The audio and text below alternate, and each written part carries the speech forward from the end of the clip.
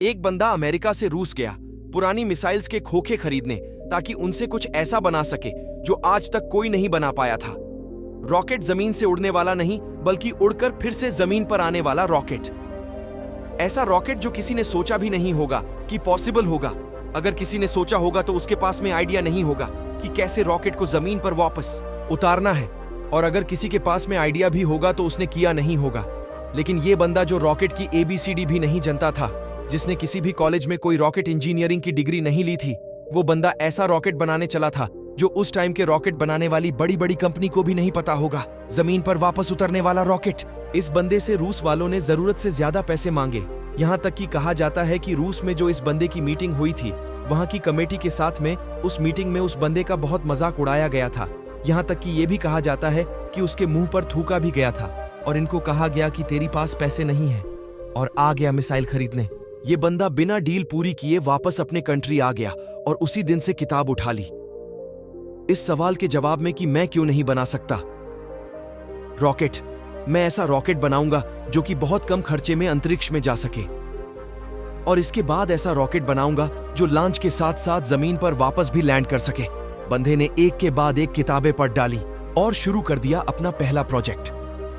सन 2006 पहले लॉन्च के 37 सेकंड के अंदर ही रॉकेट वापस जमीन पर आकर गिर गया, और यह गिरना ऐसा था कि उस रॉकेट के टुकड़े टुकड़े हो गए। प्रोजेक्ट फेल हो गया। बंदा 4 साल से इस पर काम कर रहा था। 2002 से उसने काम शुरू किया था। 2006 में उसका पहला प्रोजेक्ट फेल हो गया। पैसों का बहुत नुकसान हो गया। बंदे ने फिर सवाल ढूंढने की कोशिश की, यार कहाँ कमी रह गई, रॉकेट लॉन्च क्यों नहीं हो पाया।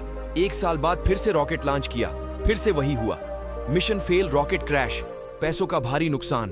फिर 1 साल बाद तीसरी कोशिश की और फिर वही हुआ, मिशन फेल, रॉकेट क्रैश, पैसों का भारी नुकसान। एक के बाद एक करके इसके 3 प्रोजेक्ट फेल हो गए। अब इस बंदे के पास में बड़ी मुश्किल से सिर्फ एक रॉकेट के जितने पैसे बचे थे, या कह लो कि उतने भी नहीं बचे थे। जितने अच्छे अच्छे इंजीनियर थे ना इस बंदे के पास में, वो सब इन्हें छोड़कर वापस चले गए। लेकिन इस बंदे में इतना जुनून था, इतना होमवर्क इसने कर लिया था।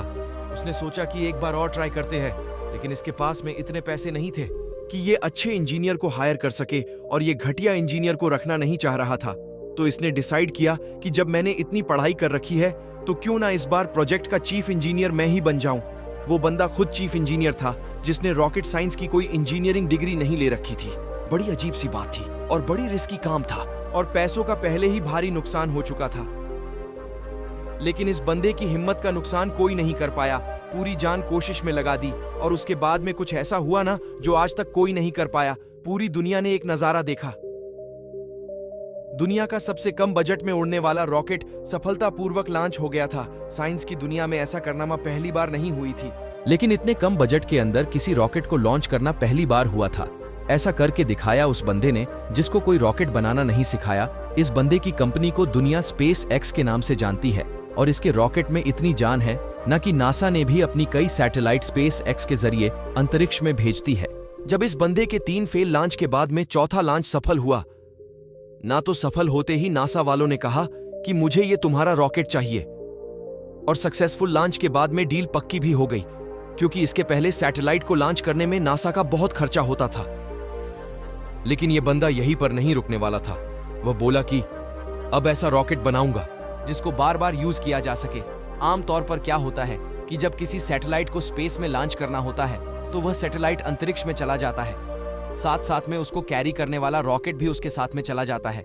फिर आप उसको दोबारा यूज नहीं कर सकते, क्योंकि वो खत्म हो जाता है। यूज करने लायक वो बचता ही नहीं है। यानी कि ये बंदा ऐसा रॉकेट बनाना चाहता था जो अंतरिक्ष में जाकर के अपना काम करके सुरक्षित जमीन पर वापस आकर के लैंड हो जाए, ताकि उस रॉकेट में सिर्फ फ्यूल भरना पड़े और फिर वो वापस स्पेस में जाने के लिए तैयार हो जाए। जब इस बंदे ने 2011 में अनाउंस किया कि मैं लैंड करने वाला रॉकेट बनाना चाहता हूं, तो काफी लोगों ने इसकी मजाक बनाई।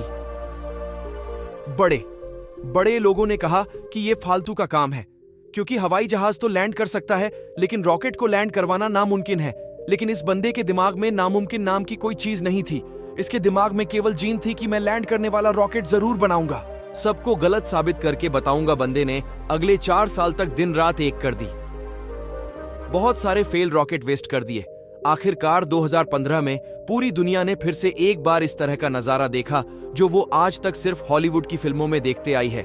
इस बंदे ने लैंड करने वाला रॉकेट बना दिया, असंभव को संभव कर दिया, और ये बंदा फिर नहीं रुका। उस अंतरिक्ष में जाने वाले सैटेलाइट कैरियर रॉकेट को इसने पानी पर तैरते प्लेटफॉर्म पर बड़ी ही एक्यूरेसी के साथ में लैंड करके दिखाया। रॉकेट अंतरिक्ष में जाता है और सैटेलाइट को अर्थ के ऑर्बिट में छोड़कर 10-12 मिनट में वापस आकर अपनी जगह पर खड़ा हो जाता है। इस बंदे को अगर दुनिया का आयरन मैन नहीं बोलेंगे तो फिर किसको बोलेंगे? और क्या बोलेंगे? ये वही बंदा था कि जो बचपन में इतनी किताबें पढ़ डाली थी कि एक समय ऐसा आया कि इसके आसपास में किताबें कम पढ़ने लगी। लेकिन बंदे को पढ़ना था तो किताबों का स्टॉक खत्म होने के बाद में पूरा एनसाइक्लोपीडिया भी पढ़ डाला। ये बंदा आज दुनिया का सबसे अमीर इंसान बन चुका है। ये बंदा जिसका ये कहकर मजाक उड़ाया गया था कि तुम्हारे पास पैसे तो है नहीं और आ गए मिसाइल खरीदने। आज इस बंदे की औकात इतनी बढ़ चुकी है ना कि वो वैसे कमेंट करने वालों को लाखों बंदों को खरीद सकता है। और ये सच है कि पैसा इंसान को खरीद लेता है। और ये बंदा अमीर क्यों ना बने, क्योंकि ये डिजर्व करता है। इलन मस्क नाम तो सुना होगा। इस नाम में जान है, क्योंकि इस नाम के पीछे जो बंद है ना, उसके नॉलेज में जान है। कहानी यहीं पर खत्म नहीं होती। इलॉन मस्क ऐसा बहुत सारे काम करना चाहते हैं जो आज शायद इम्पॉसिबल लगता है, पर यह नहीं भूलना चाहिए कि वो लैंडिंग वाला रॉकेट भी किसी टाइम पर इम्पॉसिबल लगता था। इन्हें बहुत सारे ऐसे प्रोजेक्ट चल रहे हैं जिनके बारे में कोई सोच भी नहीं सकता। इनमें से एक फेमस प्रोजेक्ट है हाइपरलूप। इसमें जमीन पर हवाई जहाज से भी ज्यादा स्पीड पर ट्रेवल करने का प्रोविजन होगा। ऐसी टेक्नोलॉजी होगी। अब अपने देश की बात करते हैं, जहां पर दुनिया के सबसे ज्यादा जवान लड़के और लड़कियां हैं। इतने ज्यादा कि कई देशों की इतनी पॉपुलेशन नहीं है। हमारे देश में भी टैलेंट की कोई कमी नहीं है। जरूरत है तो सोच को विजन देने की, विजन के लिए आइडिया जनरेट करने की और आइडिया को एक्शन में बदलने की। इलॉन मस्क का प्लान फ्यूचर में हम धरती के अलावा भी कोई ऐसी जगह ढूंढना चाहते हैं। ऐसी जगह पर बस्ती बनाना चाहते हैं जहां पर इंसान सुरक्षित रह सके, क्योंकि हो सकता है भविष्य में कोई एस्ट्रॉइड धरती से टकरा जाए और धरती से मानवता ठीक उसी तरह से खत्म हो जाए जिस तरह से कई साल पहले डायनासोर धरती से चले गए थे। इसीलिए इनके फ्यूचर के प्रोजेक्ट में एक प्रोजेक्ट ऐसा भी है कि मंगल ग्रह पर इंसानों की बस्ती बनाई जाए। इनका विजन बड़ा तगड़ा है और ऐसा विजन हमारे युद्ध में होना बहुत जरूरी है। अगर ये बंदा कर सकता है ना, तो आप समझ सकते ही कि इंसान का दिमाग कितना पावरफुल है, इंसान की हिम्मत कितनी पावरफुल है, इंसान की कैपेबिलिटी कितनी पावरफुल है और इंसान के लिए क्या इम्पॉसिबल है।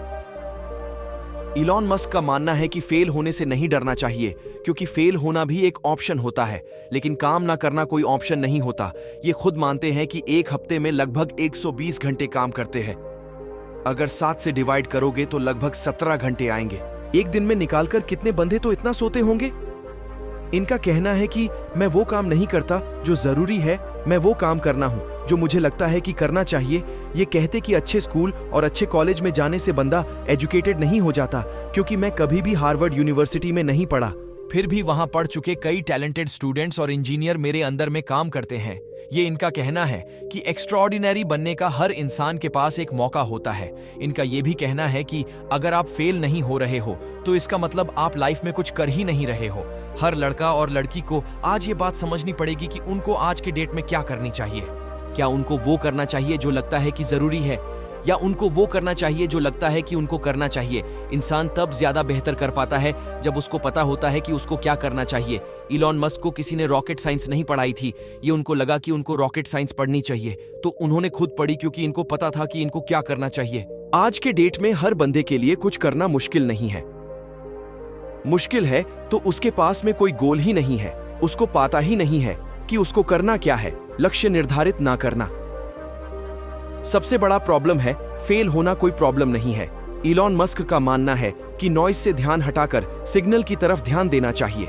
उनका मानना है कि प्रॉब्लम कोई प्रॉब्लम नहीं होती, प्रॉब्लम का सलूशन ढूंढना एक प्रॉब्लम है। शब्दों में थोड़ा सा फेर बदल करने से पूरा वाक्य का अर्थ बदल जाता है, और माइंड में थोड़ा सा विजन आपकी पूरी जिंदगी बदल कर रख सकती है। अगर आपकी लाइफ में कोई प्रॉब्लम नहीं है ना, तो प्रॉब्लम क्रिएट करो खुद के लिए। और वो कैसे करोगे? एक बड़ा लक्ष्य निर्धारित करके। हमारे देश के युवाओं को आज इस क्रांतिकारी मनुष्य से सीखने की जरूरत है। हालांकि ये भी सच है, हमारा देश ऐसे क्रांतिकारी युवाओं से भरा पड़ा है, बस उनको अपने आप को पहचानने की जरूरत है।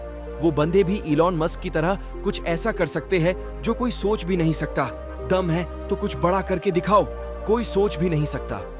दम है तो कुछ बड़ा करके दिखाओ, देश में अपना नहीं बल्कि दुनिया में देश का नाम कर जाओ। तो ये स्टोरी आपको कैसी लगी कमेंट में जरूर बताएं, और ऐसी ही और वीडियो देखने के लिए हमारे चैनल को सब्सक्राइब जरूर करें। Thanks you. जय हिंद, वंदे मातरम।